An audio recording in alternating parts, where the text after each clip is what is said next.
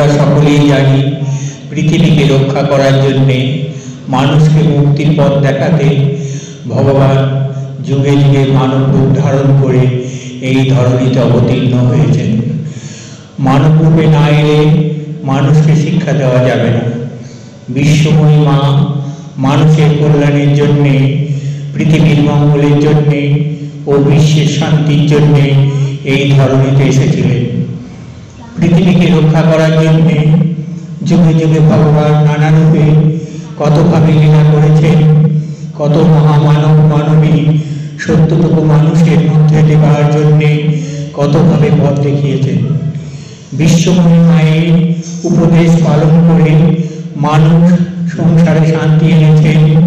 লক্ষ লক্ষ কোটি কোটি সংসারে শান্তি এলেই বিশ্বে শান্তি আসবে, বিশ্বময়ী মা বলেছেন। বিশ্বময়ী মায়ের কৃপাতে মানুষ নিজেদের আদর্শ মানুষ গড়ে, মানুষের কল্যাণে আদর্শ সমাজ গড়ে, দেশের শুধু নয় সারা বিশ্বের মঙ্গল প্রার্থনা করুন।